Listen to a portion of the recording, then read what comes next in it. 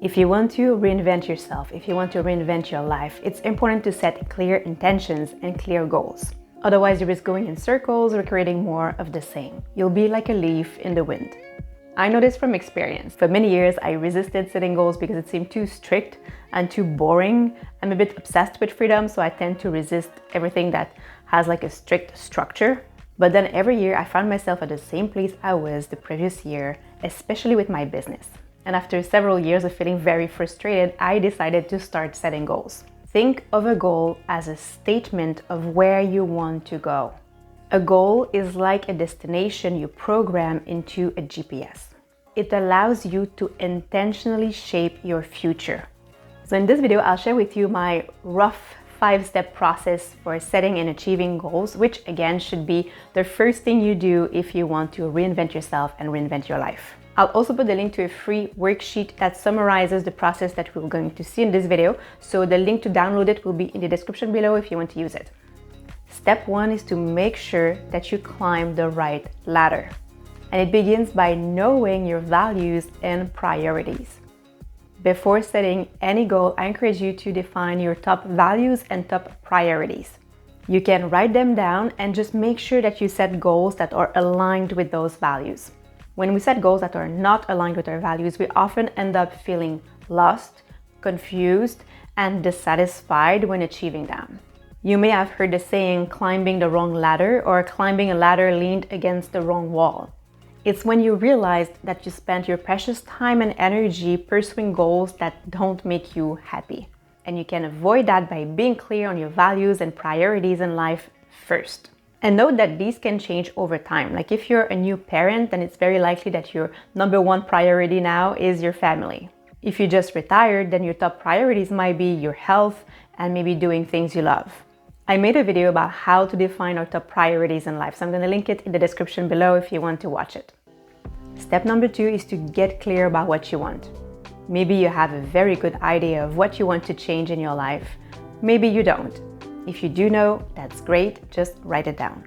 But if it's not so clear, that's okay. As Abraham Hicks says, one of the best ways to figure out what you want is to know what you don't want. So here's what I recommend doing. It's what I do personally. Think of the main categories or areas of your life you'd like to change. Some major life categories are finances, work, health, romantic life, family life, social life, fun or play, personal growth, and spirituality. So what areas of your life would you like to change more specifically?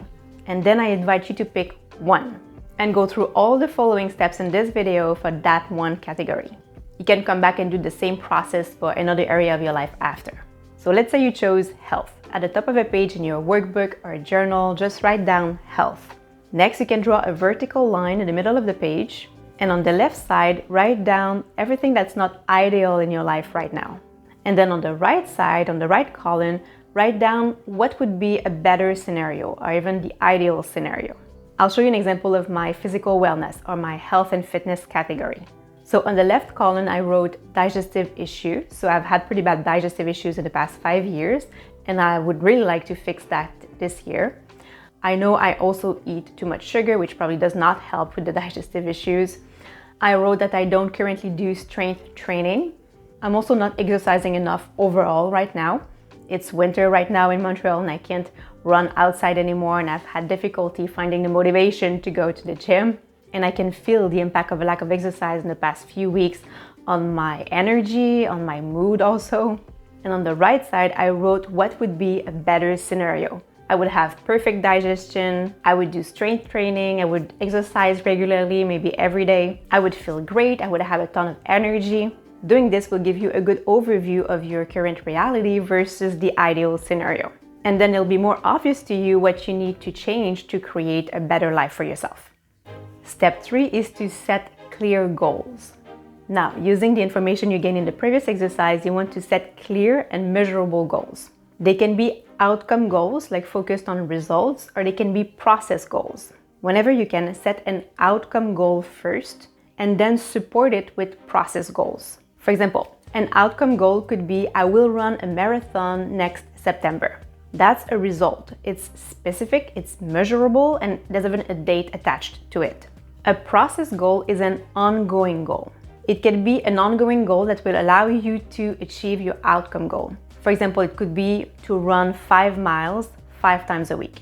Sometimes it's impossible to set outcome goals and you can only set process goals. For example, think of the category spirituality. It's almost impossible to set a measurable result-based goal, but you can set process goals. For example, you could say, I will meditate every day for 20 minutes, or I will write 10 things I'm grateful for every day.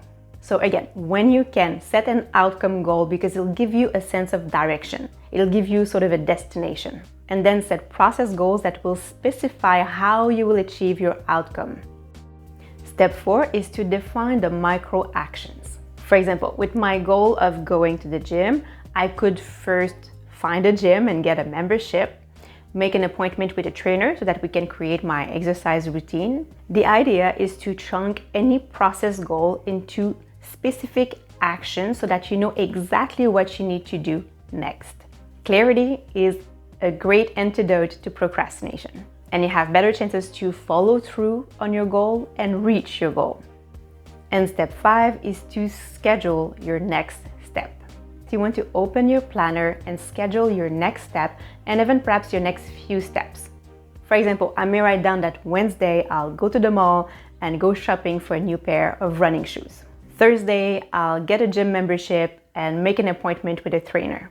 In my experience, what's scheduled is more likely to get done. So you now have a rough framework you can use to help you set and achieve goals and start reinventing your life. But of course, we're humans, we're not robots. We will encounter obstacles like a lack of willpower, insecurities, doubts, fears, limiting beliefs, negative patterns, negative habits. So I recommend 2 things. Take the quiz, The 4 Tendencies. It's completely free, it's online, it'll take you 5 to 10 minutes to take. The 4 Tendencies is a framework created by Gretchen Rubin that explains how we respond to inner and outer expectations. Inner expectations are the expectations we place upon ourselves, like setting goals or New Year's resolutions. And outer expectations are expectations that come from other people or perhaps rules. So after taking that quiz, you'll know your tendency out of the 4 tendencies, and you'll get very valuable strategies to help you achieve your goals based on your personality type. I have all my coaching clients take that quiz before we start working together because it is so helpful. I'll put the link to the quiz in the description below. And the second thing I recommend doing is to watch my other video titled How to Create an Identity Shifting Morning Routine to Reinvent Yourself. An identity shifting morning routine is one of the easiest ways I know to change your life. I'll link that video on the screen and also in the description below. Thank you very much for watching until the end. I really appreciate it. I hope this was helpful to you. I wish you a beautiful day and I'll see you next week.